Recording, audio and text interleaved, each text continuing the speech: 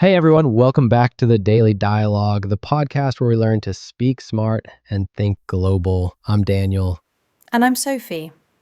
Today's topic is something many of us care about: daily workout routines. That's right. We're going to explore how to describe fitness habits, talk about goals, share stories, and even discuss motivation, all in clear and useful English. We'll also learn how fitness vocabulary can help improve your confidence and fluency, especially when talking with friends, doctors, or trainers. So grab your water bottle or just your notebook and let's get started. And remember, if you find value in this episode, Please like, subscribe, and share it with someone who's on a language or fitness journey, just like you. let's begin with essential workout vocabulary. These are the words people use every day when they talk about fitness. Repeat after us. Go to the gym. Do strength training. Do cardio.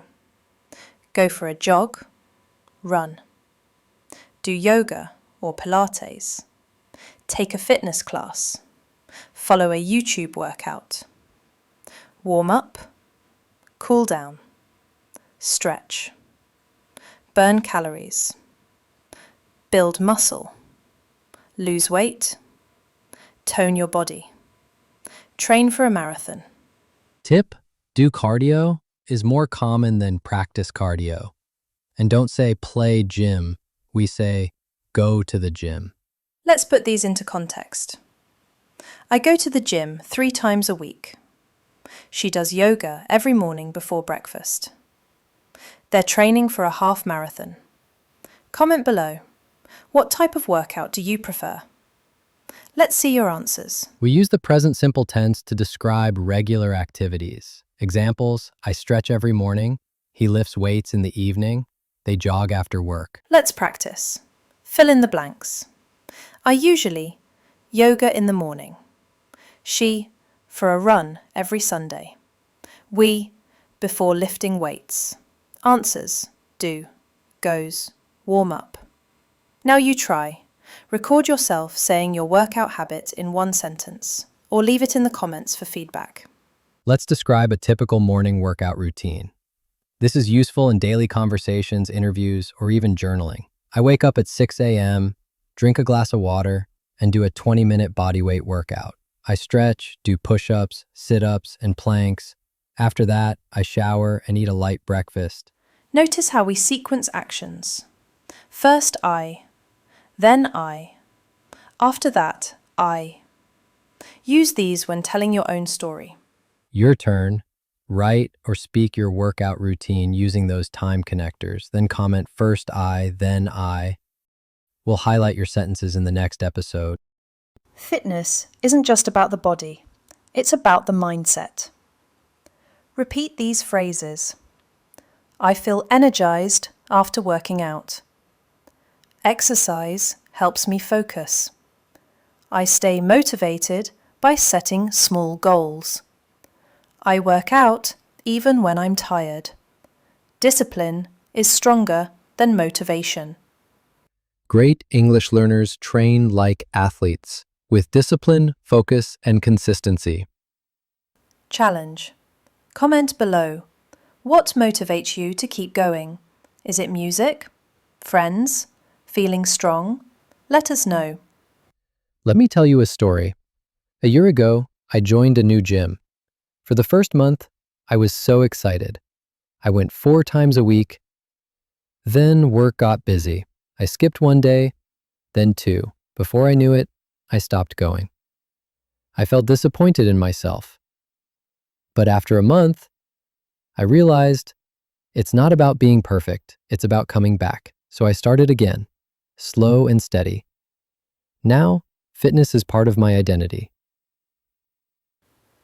Vocabulary highlight: skipped, missed or didn't attend. Steady, consistent, not rushing. Identity, something important about who you are. What did you learn from Daniel's story? Tell us your own comeback moment in the comments. Workout routines vary around the globe. Let's explore how different cultures stay fit. USA. Gyms, fitness influencers, protein shakes. Japan, morning stretches in schools and offices. India, traditional yoga, outdoor parks. Brazil, beach workouts, bodyweight exercises. Germany, running trails, disciplined schedules. Pakistan, cricket, walking clubs, home workouts. What's the most common workout style in your country? Tell us in the comments. This is great vocabulary for discussing your culture in English. Let's describe physical feelings after exercise. I'm out of breath. My legs are sore. I feel refreshed. My heart is pounding. I'm sweaty but happy. Repeat them out loud and exaggerate the tone to make it natural. Mini practice. Use a feeling phrase in your own sentence. For example, after my morning run, my legs feel tired but strong. Let's practice a role play together. Pretend you're describing your workout routine to a friend. I usually go to the gym after work. I start with stretching, then I do cardio on the treadmill for 20 minutes. After that, I lift weights. Finally, I cool down and head home. Your turn. Pause, record your version, and leave a comment. Use time phrases. Usually, after work, then, finally. Action verbs, stretch, run, lift.